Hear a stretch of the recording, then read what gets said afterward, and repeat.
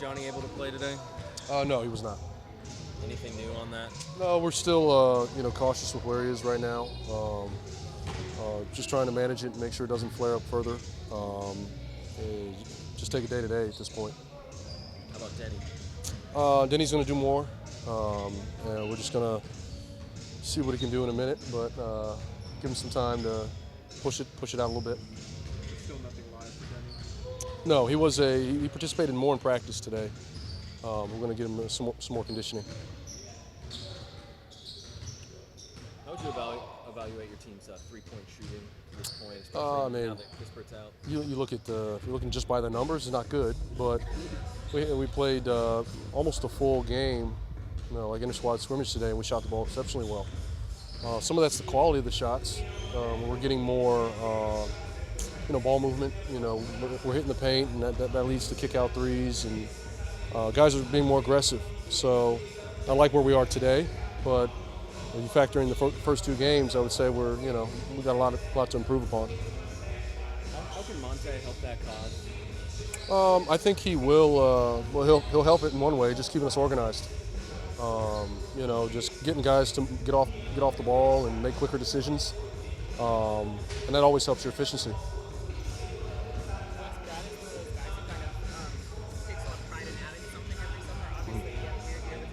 Yeah.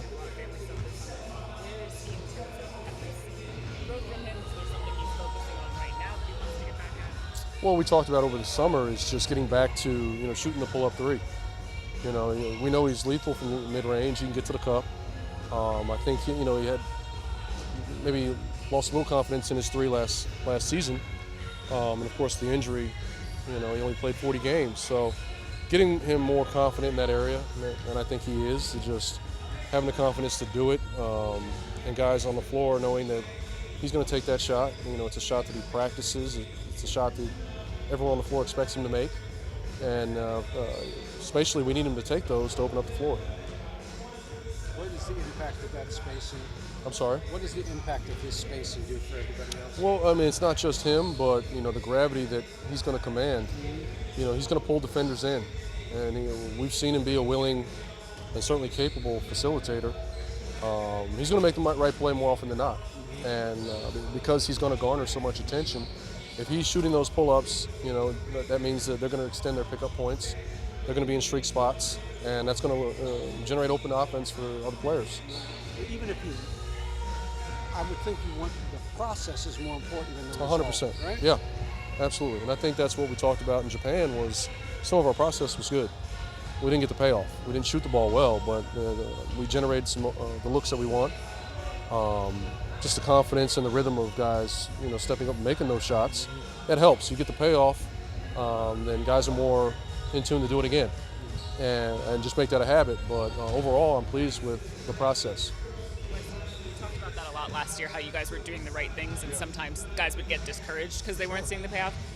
Have you picked up any tricks on how to kind of deal with that this year, any different approach, or you just got to keep telling guys to keep? I think you have to control what you can control. I mean, it's make or miss, even on defense. You can have great defensive possession and great offensive players make good plays, but just making those things habits. You talk about that being what you're about, and you've created those habits that becomes who you are. But no, there's really no trick to it. You have to show it on film. You have to encourage it in the moment. You got to continually talk to guys and build them up at times, but eventually when they see the payoff, there's more buy-in. So since the start of training camp to this very moment, what's been the one constant from the team so far? Our competitive spirit. We've been very competitive across the board. Some of the practices have been, the flow has been better than others, but our competitiveness has been great. And I know it's now 8 practices in, doesn't seem like a large sample, but factoring the travel to Japan, the logistics of that, I think I got to give our guys a lot of credit for their approach to what we're doing. How's the adjustment been, speaking of Japan, coming back into the swing of things? For the most part, I think everyone's kind of reacclimated. I'm sure there's somebody getting short nights, but I love the fact that they embraced the opportunity, got through it, and they're attacking the rest of the preseason with the right mindset. Obviously, small sample size of 2 preseason games, but when you compare last year and trying to implement a new defensive system to where you guys are I think it's not perfect, but our communication, and some of that's understanding. Guys aren't going to communicate if they don't know what to say. So just being able to process, what is needed, understand the situation and what our rules are with those situations. I think we're fast-tracked in that area. Your personal focus been in training camp so far, especially this week after getting back from Japan? Trying to get in great shape, keep running the floor hard, just trying to get ready for that opener. Trying to build chemistry with my teammates, and just figure out what we're trying to do. That's all. We got a great group of guys, great coaching staff. Just this time is for building and just trying to put things together and figure out what kind of team we're trying to be. As part of that process, how do you evaluate where you guys are at in terms of three-point shooting? Today we made a lot of threes. I felt like, I don't know the percentages, but we made a lot of threes today. It's just about generating good looks. If we generate good threes, I feel like we'll make a lot. But if we shooting just coming down, chucking up threes, bad threes, it won't do us no good. So it's not about just getting up a lot of threes. It's about getting quality looks. What type of guy are you when it comes to building chemistry? Like, are you someone who's going to go up and ask your teammates a bunch of questions, always trying to be like chatting with them, or are you more let? I figure out my teammates first. So the way I approach Brad might not be the same way I approach Cools. The same way I approach Rue will not be the same as I approach KP. We are different personalities. Some guys might like to talk a lot. Some guys might not like to talk a lot. I might can yell at somebody that might get them going. I might have to talk to this guy a little different. So I go off the personalities of my teammates, and then I take it from there. With the personnel here, how does this team become good defensively? Wanting it. Defense is all about just a mentality. Going out there and wanting to compete, not wanting your man to kick your ass, and not wanting that team to kick your ass. So we have to first take pride in individual defense, and then after that, we have to be there helping one another. If someone does get beat, hey, I got your back. It's about trust, knowing what the hell we're doing, knowing what our principles are, and what coach wants us to go out there and execute. How did y'all build that in Denver over the years? Just winning and becoming a better team. So once we got a little bit good, like the one year we had just became short of making the playoffs, we scored a lot of points that year. So we looked at each other and said, what's holding us back? It was the defensive end.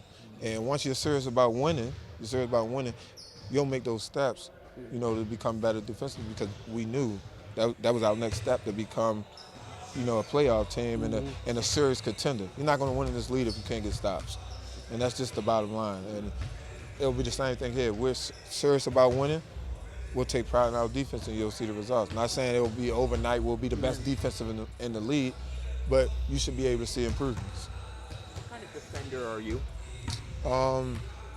I'm just a defender. Like I said, I go out there and compete. I'm not the best defender in the world, but I'm at my best when I'm out there taking pride and wanting to win a game. When you want to win a game, you're going to do what you got to do.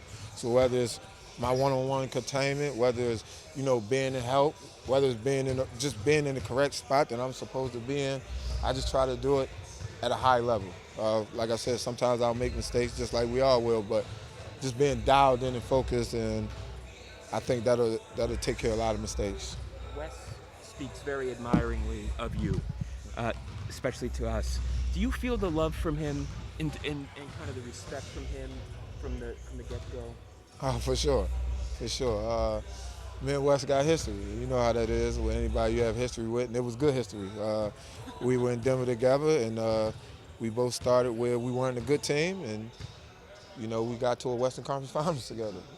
I mean, so it's going to be nothing but good memories. He was the head assistant coach. I was one of the best players on the team, counted on.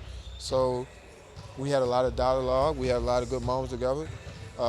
Tough conversations, to get us to where we need to go. And he's always respected my mindset, and I always respected his. Sometimes, as you know, teams can win, but there's not that trust or that rapport between a player and a coach. Why does it work well between you and him? What is it about the match? I think he's just communicative. He talks to me. He lets me know how he feels, and he tells me what it is, whether I want to hear it or not. Wes is going to let me know exactly what he wants from me, what he wants me to do, how he feels about the team, how do I feel about the team? He asks my opinion. And that just comes with, being a veteran in this league. And like I said, having success and then having success with him. So he knows my drive. He knows I want to win more than anything. And he knows I'm going to compete at a high level. Well, Wes talks a lot about how he wants to kind of build good habits day in, day out. How has he been doing that so far? Just harping on it. Just harping on it every day. Before practice, in film, just getting on us about certain things and letting us know if we want to be this team, we're going to have to do this. And he leaves it up to the players. That's what a good coach does. At the end of the day, he can't go out there and play. He can tell us what to do, tell us the game plan, but it's our job to execute.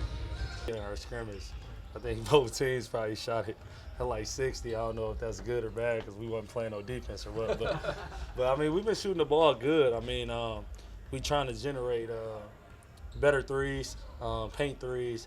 That's just being aggressive downhill and making guys commit and getting off the ball and shooting rhythm threes, and it'll be contagious. I think we got a lot of scoring, ability with guys, and I just think our biggest thing is if we buy in the defense and defensive rebounding, that's when we can show our talent on a break and run. So that's kind of been our main focus. It's been good at times, but it's been poor at times too. So we're just trying to get the median, the line, to be solid at all times. I know it's the NBA and we playing against the best talent in the world, so some nights you just won't have it, but we trying to have it as many nights as possible because the East is loaded and the whole league is loaded. Monte, after Johnny got the chance to play point guard a little bit over in Japan, were you in his ear at all? Were you just going through anything with him? I usually try to talk with guys after, because everybody sees stuff different. Even with me having experience, if I'm on the sideline, somebody might see something differently on the court, and I've been there before where somebody try to come up to me, but I'm like, I seen something differently out there. So, my job, going into year 6, like 𝗙𝗢𝗟𝗓𝗪, he stayed like right under me. I watched film with him a lot, just on, he's a young kid, just didn't do college. So, my job for him is just like, we need an energy guy, we need a 3-and-D guy. Because, at first, being that young, he hasn't really found his position yet. So, like now, today, I think he had like 6 or 7 threes. He just was playing defense, getting out in transition, rebounding, and making threes. Just my little say-so with that. So, with the Johnny situation, I let him, he got to go out there and learn first, and then we break it down. My biggest thing I tell Johnny is to just play hard, and he just got to be more vocal because Johnny a laid-back, quiet guy. If you play the point in this league, you got to be vocal. All the good ones, like, they looking at you, so if you do throw the ball, it was one play. I did talk to him in the timeout. I'm like, it's a late shot clock situation. 6 on the shot clock. The ball get back to you. It's showtime, You can't throw it to Vern even if he was open because that's not Vern's strength out there, So that's on you. He shot it, but Vern shot it, but it's on you. It's just like same thing with me. So if I throw a grenade to somebody, it's on a point guard. And at that level, at that position, and where I know he can go with his talent, he got to hear stuff like that because I had to hear it, and now I understand it. So it's funny for me to be in this position, kind of, coaching now a little bit. You used to be him? Yeah, my first year I came in, I was the 4th point guard on the depth chart in Denver. My 2A year, Jameer Nelson was my vet. So it feels good to see the tables kind of rotate, but I'm all ears. I was all ears, and that's all I want these guys to be. That's all I want is success for them.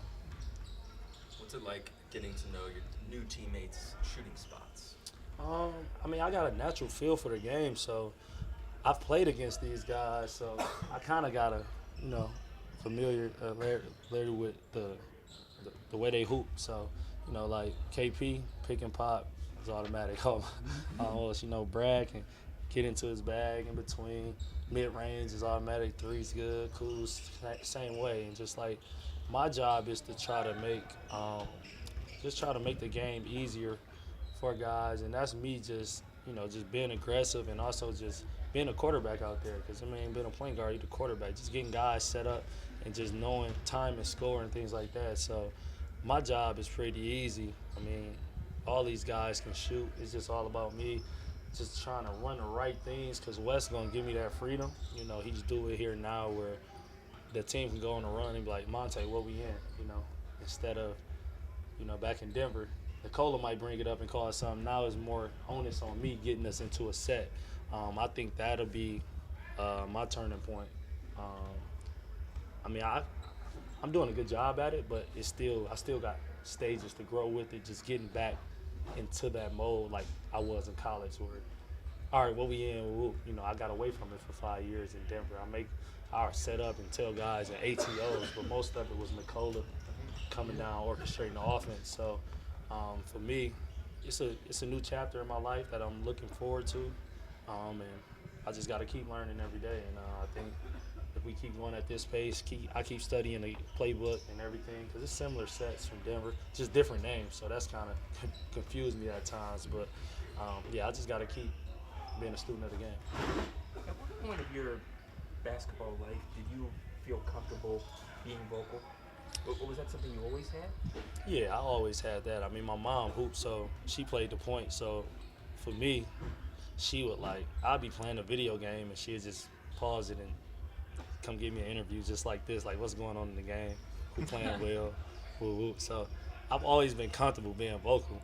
That was like a big thing in the household, you know. So she would always, you know, get on me about my emotions, keeping them in line, always trying to stay evil kill with this game and just keep a smile on my face and keep my composure, because if you're the quarterback, you say, and a point guard, people look at you when times get hard or we facing adversity. So if they don't see me kind of emotions going up and down and I'm just kind of even killed, it'll help everybody out. So I've always been vocal. Like I said, in Denver, my 5 years, last year I was asked to be more vocal with Jamal out, having to speak up more. But I actually got away from that too, because, you know, I was just, you know, a good role player, you know, and I wasn't trying to step on nobody's toes. So I would just come to work, I would say stuff here and there, and coach would always tell me that, you know, the locker room got your respect. You know, they respect you. You can speak up, but I just didn't feel comfortable, you know. But now here, I feel more comfortable, especially with Brad actually. Yo, speak up, Tay. Whatever you see, you know, you got experience. We need to hear that, you know, and just hearing that from a guy like Brad, you know, it does a lot for my confidence to, all right, it's all right for me to say something without people thinking I'm doing too much. So it feels good to kind of get back to that vocal